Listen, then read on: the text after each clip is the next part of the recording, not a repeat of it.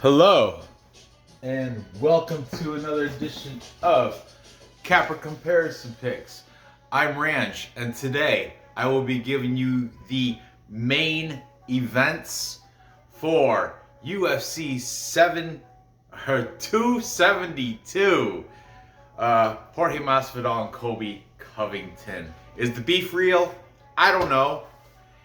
It's the media day seems like it kind of is, or they're very good at playing their parts. And I did watch I watched some, clickbaity YouTube videos about the beef, but very interesting, Colby at the media day was calling Jorge Masvidal a deadbeat dad and saying, I didn't sleep on your couch, I slept on your wife's couch because she was the one that was taking care of everything while you was out cheating on her, cheating on your kids and all this stuff. It's crazy. And then when Masvidal's up there, it's like, oh, he wants to bring my family into this. I'm gonna hurt him bad. Come, Sunday morning, the headline's gonna read, Covington might not make it, critical condition, and all this. It's just humorous to me. It's fun. I like it. I like even if it's fake or real, it doesn't matter to me. I think it's thoroughly entertaining. I find it fantastically entertaining. But put that aside, we have other fights to cover as well. So be sure to check out all the videos I've done this week prior to this, covering every single fight on the card from the early prelims right up to boom, Edson Barboza. Oh, let me get my sheet. Can't do my show without my sheet. Holy sheet. Edson Barboza, Junior Edson Barboza taking on Bryce, Thug Nasty Bryce Mitchell. Oh, I am a big fan of Bryce Mitchell. Too big of a fan. It's clouding me. It's making me biased. I like his style. I like his little redneck accent. I like that he's from Arkansas. I like that he trains with the University of Arkansas wrestling team. I love that. Bryce Mitchell, I've always, even when he was like, before he was anybody, I was like, who's this guy? And I liked him ever since the Twister on Matt Sales. But in this, he is the favorite, undefeated. But you know what? That's undefeated, but not completely true. He does have a loss, but it was considered a exhibition loss because it was during the Ultimate Fighter, and those are exhibition for some reason. But he did lose, and he lost by rear naked choke in round 3 against a Canadian wrestler named Brad Katona.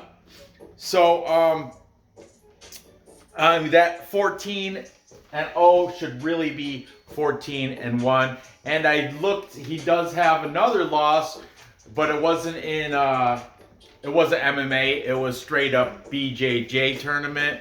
And I didn't write down who it was against. And it was kind of recent, too. But nonetheless, Bryce Mitchell, Thug Nasty, is coming off of wins 5 straight. I'll list them real quickly. They're all he's a decisionator. A lot of decisions. Aside from that Twister, round 1 Twister against Matt Sales, which still rides high in the memory of many BJJ submission fans, because that is an impressive submission. Let's see. Most recently, he beat Andre Fili. Good. That's a good victory. Unanimous decision. Before that, he beat Boston Strong Charles Rosa. Unanimous decision. Then before that was the Twister against Matt Sales. Prior to that, he beat Bobby Moffitt. Unanimous decision. Bobby Moffitt, also a wrestler, I think. I'm not sure. And prior to that, he beat Tyler Diamond, majority decision. The loss to Brad Katona at the Ultimate Fighter does stick out to me because he's a wrestler. But here he is taking on an older Edson Barboza. Edson Barboza, 22-10 with his veteran experience. over double the amount of fights that Mitchell has had. Edson Barboza, predominantly a striker. Underdog at plus 145. He is coming off a loss to Giga Chikadze by punches in round 3. However, he's got some decent wins. He got a win against Shane Burgos prior to that, right hook, round 3. And he's got a win against Makwan Amerikani, unanimous decision. Now, I will say Makwan Amerikani, wrestling champion out of Finland. I know it's not like American wrestling. Like you can take a mediocre. I'm being opinionated right now, but in my opinion, I think you can take like a mediocre-ish, NCAA collegiate wrestler, throw him in any European wrestling tournament, and he should be able to sail his way to the top. So no shade. I'm not throwing shade on Makwan Amerikani, but being a Finnish wrestling champion is not the same as being a American wrestler. I'm just putting that out there. That's opinion too. Prior to that, though, Edson Barboza coming off losses to Dan Ige, split decision. Dan Ige's a wrestler, isn't he? I do believe so.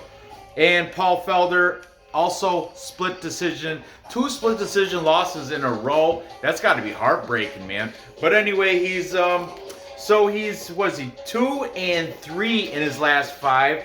Not a good look. However, he does have a 1-inch height and 5-inch reach advantage over Thug Nasty Bryce Mitchell. Edson Barboza also fights out of American Top Team and the Armory, which is in Jupiter, Florida. I don't know which one he frequents more. The Armory there has Marlon Moraes fights out of the Armory, and Marlon Moraes has actually got a fight March 12th. I believe it's March 12th, and I think it's against Song Yadong, if I'm correct. Or Song Yadong, whatever. But anyway, Edson Barboza, American Top Team. This is the thing, though, sticking out as I look at this fight. Barboza, 36 years old. Bryce Mitchell, 27 years old.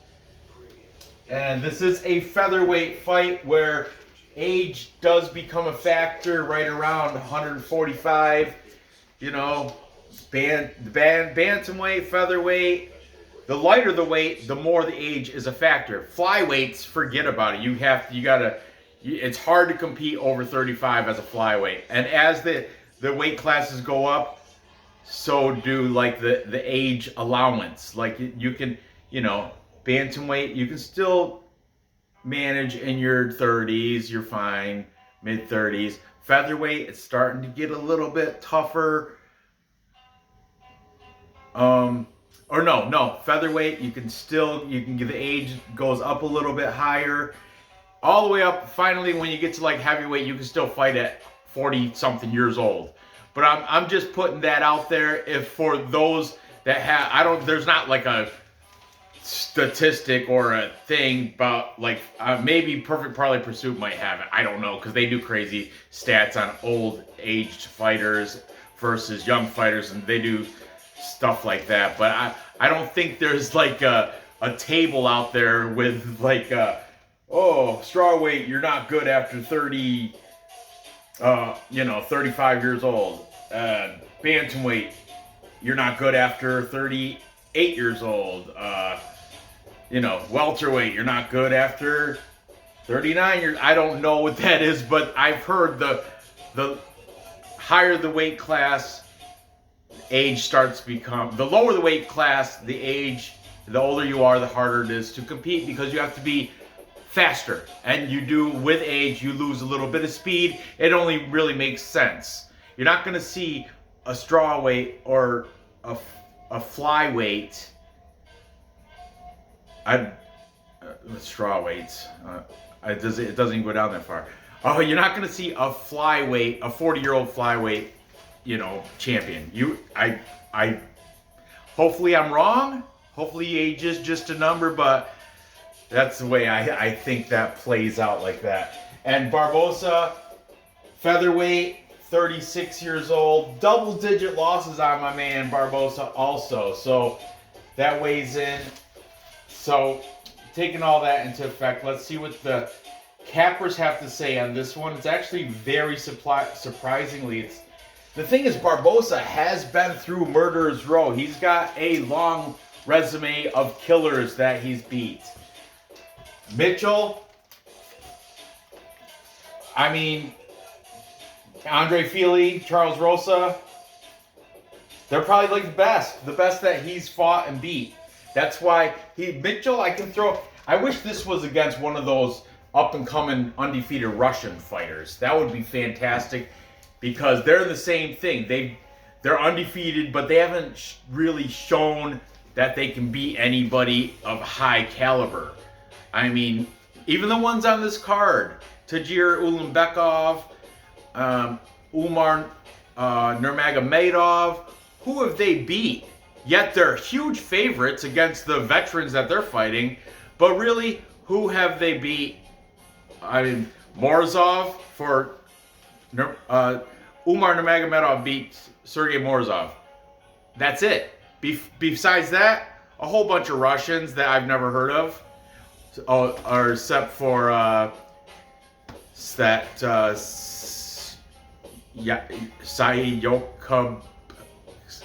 There was one that I'd heard of, but I'm just saying, Mitchell's kind of the American version. He's say in the same boat. He beat aside from Andre Fili and Charles Rosa, Matt Sales. As you go further down the list, the names get less and less popular and less known. This is going to be the hardest test to date for Bryce Mitchell. Keep that in mind. Let's see now what the cappers have to say in this one. Once again, if I didn't mention, Edson Barboza does have a 5-inch reach advantage over the younger Thug Nasty. Throwing those country skills. Country boy.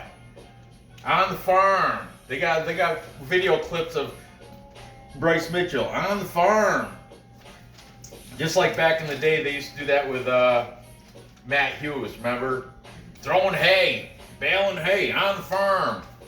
There is some country boy strength. Yeah, if you guys didn't know, I live in the country. I'm in Amish country. There's an Amish family literally a mile from my house. That's how close. I mean, horse and carriage all the time, up and down the road, all the time. A lot of Mennonites too. I call them the fake Amish because they cheat. They don't even do the real thing. But I do have the real Amish too. They're hardcore real Amish, like no seats on bicycle type. You can only stand and ride them. They're not bikes. They're like scooters. It's weird. But anyway, I'm sorry to get off topic. Back to this. Taking the favorite in Bryce Mitchell. We've got UFC Celebrities and Classics. He's still on actually. I just watched, he had like a spur of the moment live stream discussion about Colby Covington and Jorge Masvidal, and I tuned in real quick and he was doing cat impressions. My man, Vlad, the Bulgarian Cowboy, the best handicapper / journalist in all of Bulgaria when it comes to the UFC and MMA in general. Vlad, UFC Celebrities and Classics is on the side of Bryce Mitchell. Then jumping over here, we've got Manpreet, Lock of the Night. He's taking Barboza by decision. He's kind of on the same page as me, whereas Mitchell hasn't really, Barboza's been through it. He's been through the mill of murderers. Mitchell has yet to, he does have those decent wins. Andre Fili, I guess, is probably his best. Then we've got, back over here, we've got E-Money. E-Money, I'm glad you put your picks out early enough that I can get them in. He's taking Bryce Mitchell by sub. I was watching E-Money, I looked, and you know what? He really shaved his beard off, throw a wig on him, and you have Marina Rodriguez. Kid you not. Do it right now. Links in the description. Check out E-Money. Picture him with no beard and a wig on. He's Marina Okay. Yeah, enough joking aside. The E-Money is taking Bryce Mitchell by sub. But really, do that. Check it out. For real. And subscribe to him, too. Good guy. I like E-Money. Good guy. Even though he was calling Bryce Mitchell. He picked him, but he's calling him a sister effer. Inbred. He's like, I'm not saying he's inbred, but he's got inbred strength. Just because the dude's got he's from Arkansas, he's got that, that accent, southern boy accent in his tone, and he wants to keep his guns, and he likes the camo shorts for a fight night. You can't, come on, E-Money.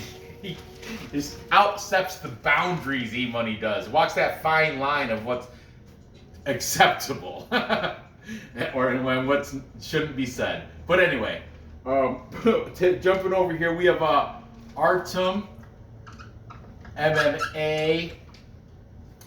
Originally, I wasn't going to use Artem because he didn't cover this most recently added fight. But then, surprisingly, he popped a separate, because he did a full card breakdown, which I'm going to put in the link. And then he just separately did that one on a separate one. I was like, good, I can use Artem. I like Artem. He's out of New Zealand. He's saying Barbosa should get a KO. Round 2. Good on you, Artem. MMA analysis. I like the dude. Then we've got, look, we got 4 up there. Who's the tiebreaker? It's not a tiebreaker because it's a duo and they're split. We've got the Dog or Pass podcast with Cody Saftik and Paul Shaughnessy. We got Dog or Pass. Cody Saftik, CJ Saftik, whatever you want to call it, on the side of Barboza. But Dog, I'm not going to write this every single... Thankfully, I think this is the only one that they're separate on, their opinions. Paul Shaughnessy is taking the favorite here in Bryce Mitchell. That leaves it up to me, I guess, to be the tiebreaker. And boy, this is a tough one. Like I said, I have arguments both ways, but when it comes right down to brass tacks, my friends, you have to take the up-and-comer, younger fighter, 145. I'm going to have to decide. I know he hasn't really beat the caliber of opponent as Barboza, but I think if he's going to be aggressive with his takedowns, like he trains out of a place called Barada MMA, and that's within Cersei, but I also heard he frequents the University of Arkansas wrestling team, which is top notch. That's D1 wrestling. And if he uses even a little bit of that wrestling, that's his strengths. He's not a striker. He's got some kicks, I guess, but yeah, it's striker versus wrestler, and Mitchell's gonna be aggressive with the takedown, get the takedown, and once he gets the takedown, he's gonna control the entire fight and probably get either a submission or decision through control time. And that's why I'm gonna take Bryce Mitchell in this. And I will say, sorry, Edson Barboza, I think he's probably going to get submitted. No, you know what?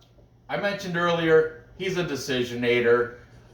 Like Andre Fili, decision. Who else was there? Charles Rosa, decision. Bobby Moffitt, decision. Tyler Diamond, decision. In his last 5, he's got 1 submission. Happened to be a dominant one. Matt Sales, twister. But still, Barbosa's not going to... I think Barbosa does have BJJ also. He's, you would imagine, coming out of American Top Team. So, I think Mitchell's going to use his wrestling advantage, get some blanket coverage, control time against the cage and on the ground. That's going to start your timers. That control time is going to build up. And he's going to get a decision victory over Edson Barboza. And we're moving on. Time check. Great. Family is going to watch a play tonight. High school play. They're doing where my wife teaches. She's taking Nora and Brandon, my children, and going to watch a high school play of Shrek. Good on them.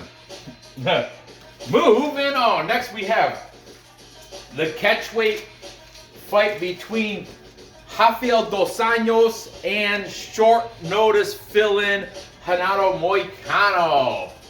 Man, this is an interesting fight, and I'll explain why. The favorite, Rafael Dos Anos, minus 170 favorite. He's 30-13 double-digit losses. You know I do not like that. He's coming off win over Paul Felder, split decision. Paul Felder did want to run that back. He did want to get off the couch and jump in for Rafael Fiziev when Fiziev was caught the COVID. By the way, Fiziev didn't only catch the COVID, it's hurting him. He's very symptomatic. I guess COVID's put him in a bad way, but it put me in a bad way for a little while too. Only short amount of time though. If you're healthy, you should bounce out of it, which I think Rafael Fiziev will. Remember, Khamzat Chimaev caught the COVID, and he was going to retire. He had it so bad, but here he is back at it. But so anyway, Dos Anos is coming in off that win against Paul Felder. Before that, he lost to a bigger Michael Chiesa. Michael Chiesa, you know, another fantastic wrestling. Then he lost to Leon Edwards prior to that. I guess Leon Edwards is the next match for Kamaru Usman. Before that, he beat Kevin Lee. Arm triangle, round 4. Good Anya RDA.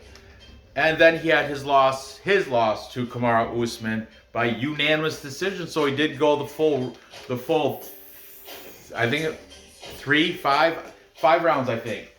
Speaking of 5 rounds, this is a 5-round fight. And Dos Anos has been training months for a 5-round fight.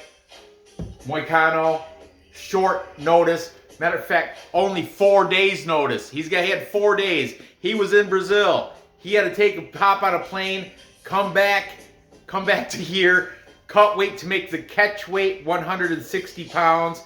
He did just come off a recent win against Alexander the Great Hernandez, where he rear naked choked him round 2. And that was a lightweight fight, but he did put on, from what I heard from different cappers, after that fight, he went to Burger Town or whatever, Tacoville, and put on 20 pounds. So he had to cut down 20 pounds, I get, supposedly. I don't see it. Maybe those guys yo-yo in their weight like that. 20 pounds though, that seems substantial.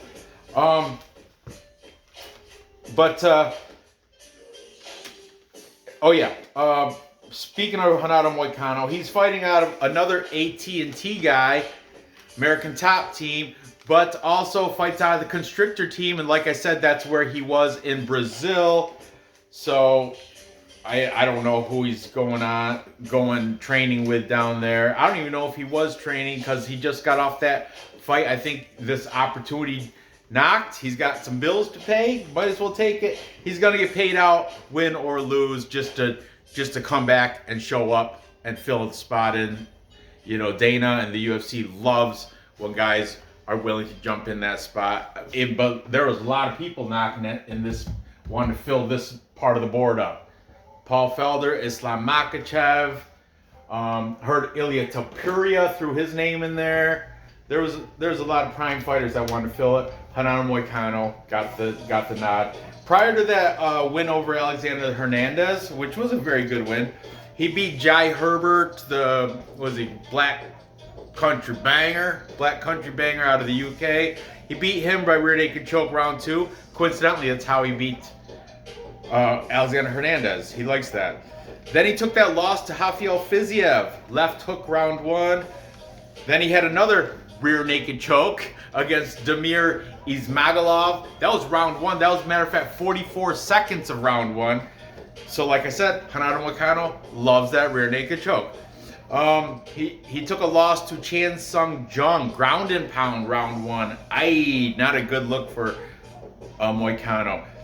He is the physically bigger guy, 3-inch height advantage and a 2-inch reach advantage for Renato Moicano. Thing is, Renato Moicano, he's fought down at featherweight. RDA, Rafael Dos Anos, has fought up at welterweight. So I think girth and muscle size and muscle mass and that kick-ass mustache that Rafael Dos Anos will make him the bigger framed guy. Maybe not height, because Moicano's got 3 inches of height, but thickness. Like, I bet you when you watch the face-off, you're going to see a substantial, thicker, muscular build on RDA. Okay, RDA, also out of King's MMA. His pro debut was 2004 for Rafael Dos Anos. Moicano's pro debut, 2012. So the experience level, 30-13, yes. The double-digit losses, yes, they exist. But the dude has over double the amount of experience as Moicano. I'm not saying Moicano's a stranger to, he's nowhere near green. 16-4-1. He knows what he's doing. He knows how to do a rear naked choke, that's for sure. But yeah, if Moicano had a full camp and wasn't coming in on four days short notice, I would venture to think he has a better shot at winning this, but I don't know. Let's see what the cappers have to say in this one. We've got taken the favorite in Rafael Dos Anos. We've got both Cody and Paul from Dog or Pass taking Rafael Dos Anos to get it done. Then we've got Manpreet, lock of the night. He thinks Dos Anos will get a finish when? In round 4. He's not sure how, but round 4 is the round because Moicano, his only chances to win are going to be round 1 or 2. Like I said, he was not prepared to come in for a 5-round fight. Whereas in Rafael Dos Anos was going to fight Rafael Fiziev like 2 weeks ago on the who's on that card? Like the Walker versus Hill card, and he was gonna come on that. They were gonna fight on that card at a 5-round fight. So RDA's been gearing up and training for 5 rounds. Moicano's taking this for short notice. I don't think Renato Moicano's been in a 5-round fight that I know of. This is going to be his first. So lock of the night. Say Dos Anos will get the finish in round 4 after Moicano is gassed out. Also, you got to think jet lag coming up from, I don't know when he came into, the Vegas, but I want to say, I think it was Wednesday. So that would be yesterday. Yesterday, or maybe Tuesday. But still, he's had that jet lag. It's a 12-hour one way, 12 hours from what my understanding. So he came in off a 12-hour, and there's layovers too. So what was it? Dog or Pass? They were talking about it. There was layovers during that time.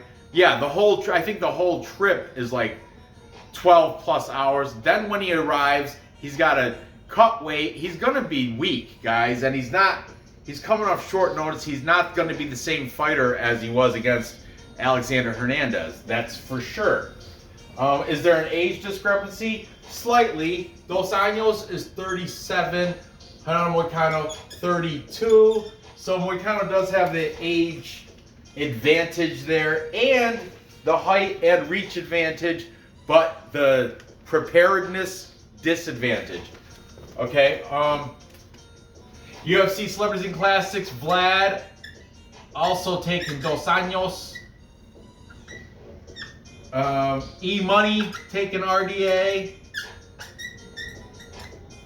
And finally, Artem MMA Analysis also taking RDA, making this a full capper consensus. For all the guys who have never watched my show, a full capper consensus is when all the cappers pick the same side, like this. Everybody's taking the veteran in RDA, Rafael Dos Anos, to beat Renato Moicano for some reason or another.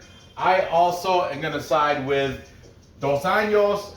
My reason is because Moicano's coming in short notice. He's going to be the smaller framed guy. You know, Moicano's fought at featherweight. Dos Anos fought at welterweight. This is a catch weight, 160 pounds. But also Moicano, 4 days, short notice, jet lag, cutting weight. He's going to be weaker. He's going to be physically drained. Dos Anos should be able to get it done. I'm in agreement with Lock of Night. I don't even think it's going to go round 4, though. I think I'm going to say he's going to somehow finish him round 3. Either maybe catch him with it and then ground and pound, or get the submission. Moicano is dangerous with that rear naked choke, but I think Dos Anos is going to be wise to it. He's not a dummy fighting out of King's MMA. I'm sure they have a game plan. He was game planning up for Rafael Fiziev. Fiziev, I was on the side of Fiziev, but there was a lot of cappers that were going with the underdog on that too. But yeah, in this case, I got to go with the favorite, Dos Anos, only because Moicano's short notice. And like I said, that stuff wears on you. Jet lag, sucking weight, unprepared, not a full camp. I mean, it's a fight. Anything can happen, but my money's going to go on Dos Anos. And finally, we got the main event. The beef. The bad blood. Former roommates, former training partners, former best friends, living together, rooming together. Both ATT guys, now bitter enemies.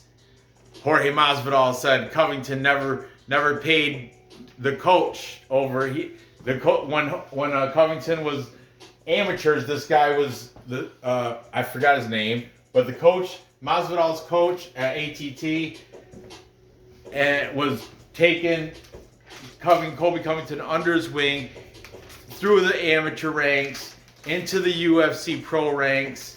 Soon as Colby got that belt, that's when shit went bad, because Covington never paid one dime to his coaching staff. And then Masvidal, bitter about that.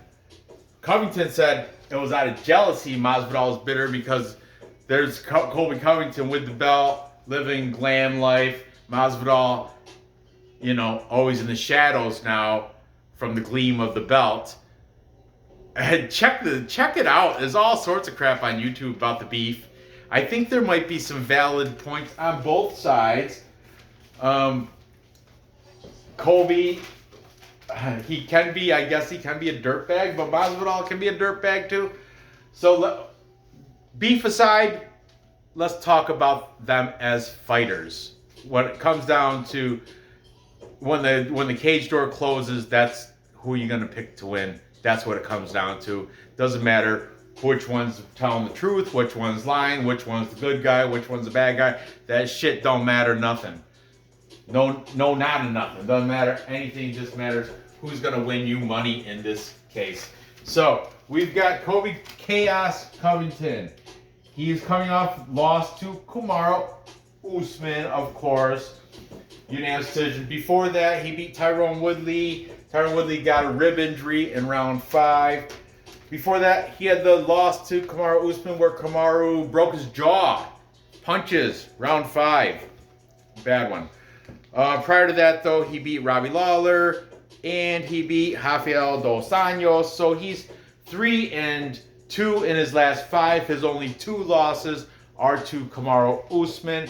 He fights now. ATT kicked him out, maybe for not paying his coach, maybe for being a douchebag, maybe for his antics in the gym.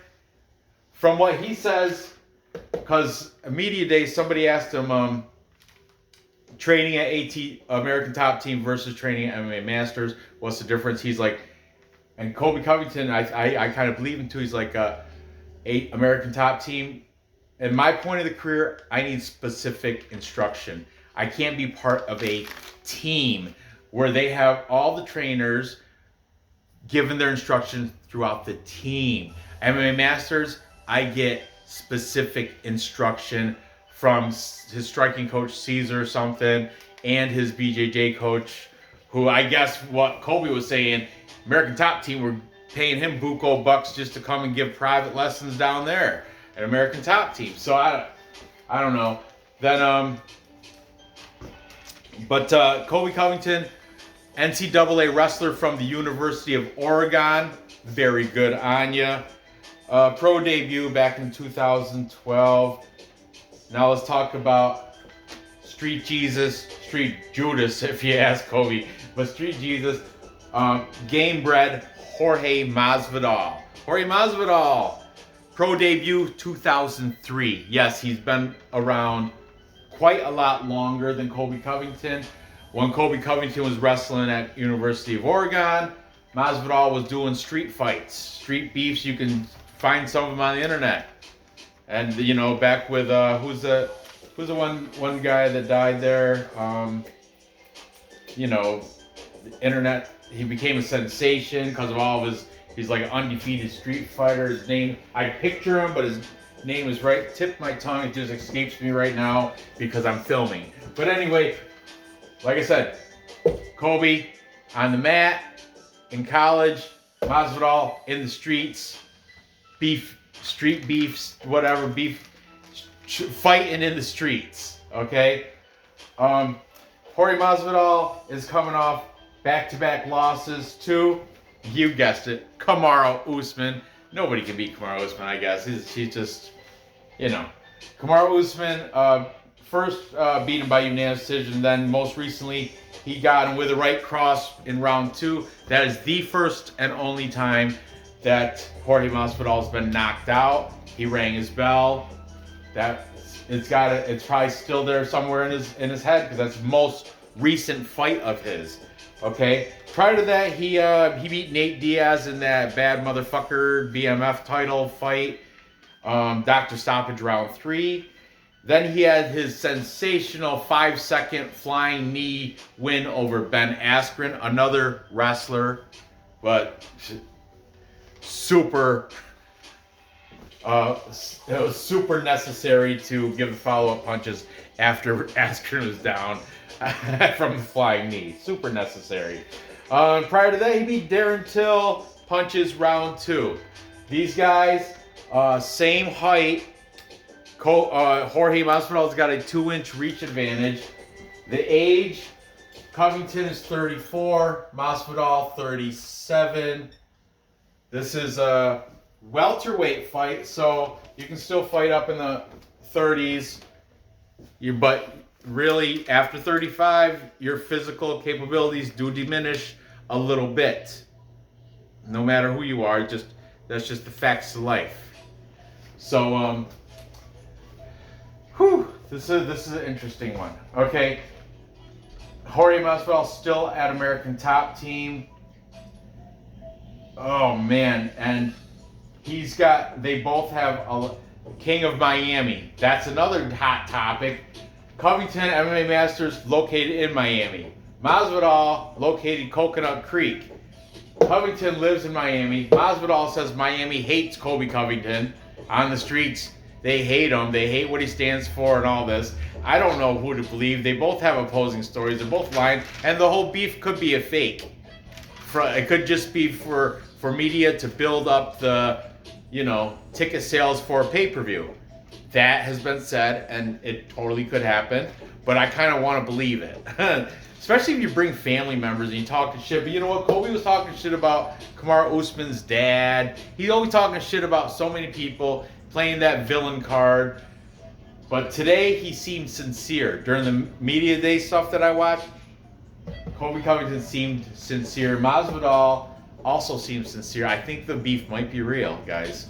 That's just me. And I want to go with the fantasy. I want to think it's real. Okay? But enough of me chatting. Let's get down and see what these cappers have to say. Covington minus 330. Huge favorite. No value on him. However, he might be a parlay piece. Jorge Masvidal plus 260. Definitely value on him.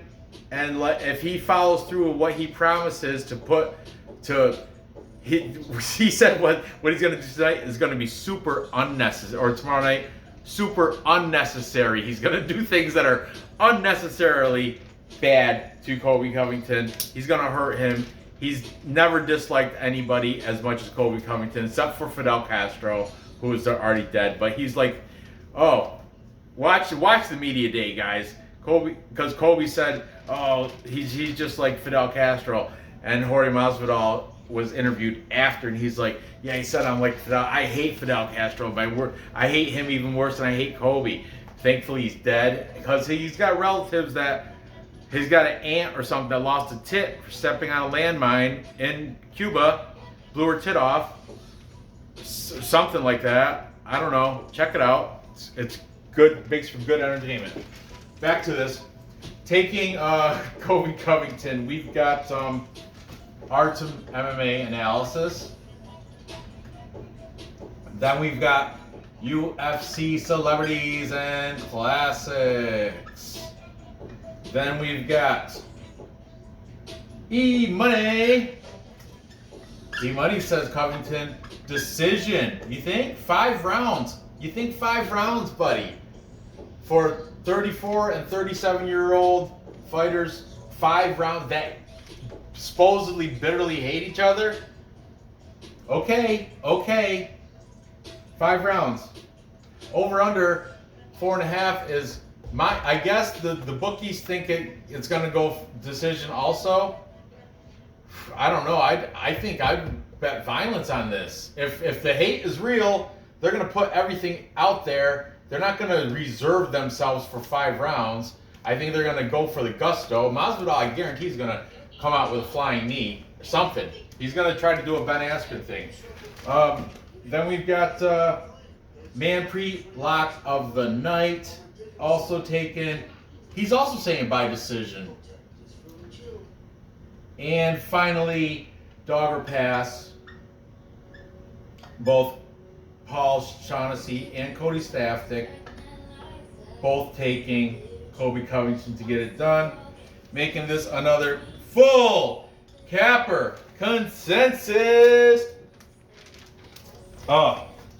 Like I've already said, I hope the beef is real. You know what the beef is real though is the Marina Moros and Maria Agapova. That beef is definitely real, and it's funny that American Top Team was the setting in both these bad blood grudge matches here. It's just funny how that is. But there's been a lot of anticipation for this fight, a lot of build up for it, and I want to buy into the hype. It just makes for a better experience for me. I don't see Colby Covington as a bad guy. I don't see Jorge Masvidal as a bad guy. They're both talking shit about each other as, you know, deadbeat dad cheating on his wife and his family. Colby Covington, you know, scumbag liar. They're both calling each other scumbag liars. And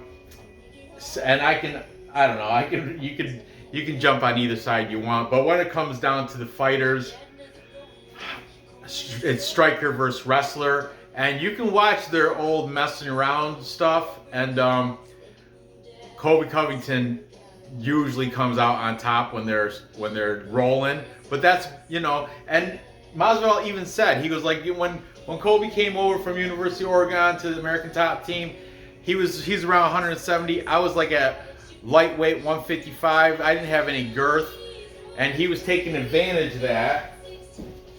And just, sorry, Aaron Kinsley. He said he was taking advantage of that and was pretty much, you know, had the upper hand when it comes to wrestling on the mat. But there's been a lot of times where sparring, stand up, and he ended up throwing his gloves and walking out the facility after some body hits and stuff. He's like, Striking, he would straight up quit. Wrestling, I would let him take me. I would let him beat me because I'm learning from that. And then Masvidal went on to say, and as I started beefing up and getting a little bit thicker, a little bit of weight behind me, once we're about the right weight, he stopped wrestling with me because he noticed that I was, you know, putting up a much better fight, and he started picking on other guys in the gym so he can go through and do his, you know, his nice spectacular performance submittals or what, submissions or whatever. But Colby denied all that, of course. I've never quit. I never quit in practice. I never quit. And I don't know what the little that I did see from when they were best friends and roommates, and you know, it's us two against the world. They were very close friends and stuff, and they're very tight. And what I did see about that, when they were wrestling around in their apartments and in the hotel rooms and shit, Colby was getting the upper hand. I know it's in sweatpants on a rug in the, you know, in the bedroom and shit, but I saw Colby have Masvidal in rear naked choke a few times. And that, I know it's just fucking around wrestling. And they didn't throw strikes, of course. You can't throw in strikes, you know, you don't, that causes damage. That you, like wrestling, you can wrestle around and be fine after a wrestling match, you know. That's how high school kids have wrestling tournaments. But you're not gonna go to a boxing tournament or a kickboxing tournament where you're gonna get punches and kicks to the face, because you can't after, you know, you can't, you know, you know the difference. But anyway, I have to take Colby in this because of his wrestling pedigree. University of Oregon, NCAA Division I wrestling. I gotta take him there. However, just as a flyer, as a hedge bet, since it's the main event, and my parlays are gonna be built mostly around like I have Colby in a bunch of my parlays. I'm gonna hedge it out with a shot on Masvidal plus 260. I gotta throw a little hedge in there, but Colby should win. I was thinking violence, but I don't. Masvidal's only been knocked out once, and that was against Kamaru Usman. So now that I'm looking back at it, these guys, E-Money, Lock of the Night, they're probably right. It probably won't go to decision. 5 rounds, though. Whew, I don't know.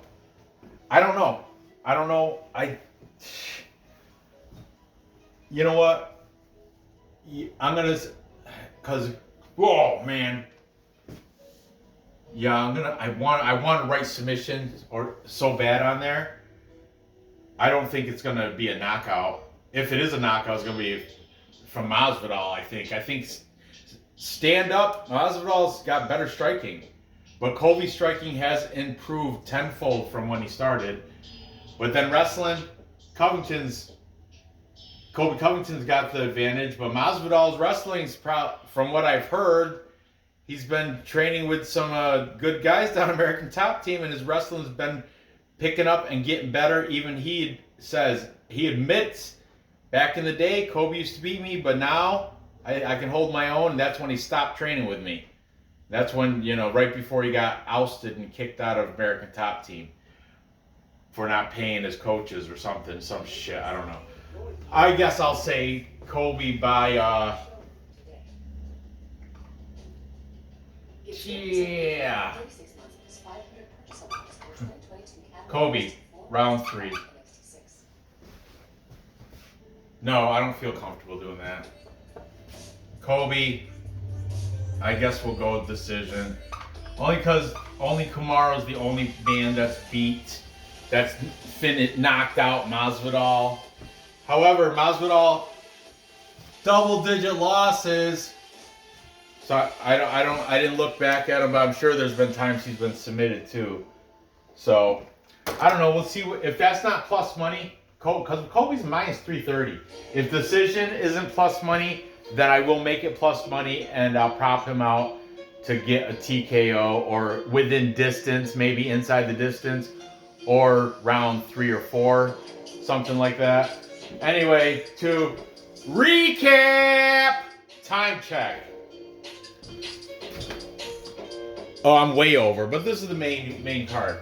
So to recap, I've got Thug Nasty Bryce Mitchell getting the decision using his wrestling for control time against the cage and against the on the ground, using that control time to get the nods from the judges and get a victory over Edson Barboza. Then I've got Rafael Dos Anos, my most confident pick of the three, because he's been training and for a couple months now. 4 or 5 round fight. Renato Moicano, short notice, 4 days, jet lag, sucking weight.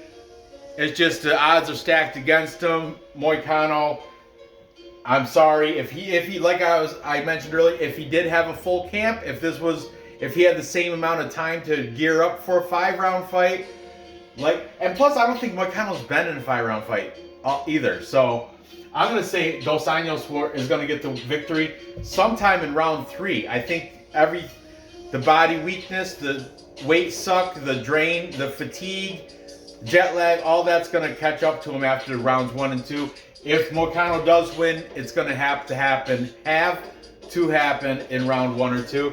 And finally, I'm taking Colby Covington to get the victory per maybe decision or maybe a later round finish over Jorge Masvidal. But if the beef is real and Masvidal says, stop talking shit about my family and I'm going to fight like my life depends on it type aggression, if he goes out there like that, he might be able to get that plus money. He might be able to get that knockout on Colby. Colby broke his jaw and still went 5 rounds. So I mean, he's a very durable guy. It's going to be a fantastic fight. I'm looking forward to it, as I know you guys are as well. Be sure to tune in tomorrow night when I do the live stream. I haven't spoke to BC Dave, but I'm sure he's in for it. And maybe Mba, haven't spoke to her either. Maybe Dev the Dude, maybe Cody from Blood Money. Who knows? Maybe a new surprised guest. I don't know. Or maybe just be me by myself and the chat. It don't matter. I'm gonna do a live stream tomorrow, around 7:30, 8 o'clock Eastern time. I go over every fight on the card. Dave will probably be in it also. Dave's like he's like Paul Shaughnessy is to Cody Saptic. That's Dave is to me. He's my stat guy. He's my compadre. He's my partner. He's my bud. We're gonna do the recap live stream tomorrow night. I hope you guys tune in for that. But anyway, go ahead, give me that thumbs up. Leave your comments on all this shit right here in the comments. Let me know if you think the beef is real or if the beef is fake. Who's lying, who's the good guy, who's the bad guy, all that good stuff. I like to hear it all. Tell me all about it. Good luck on your bets, and I hope to see you guys tomorrow for the live stream. Good night.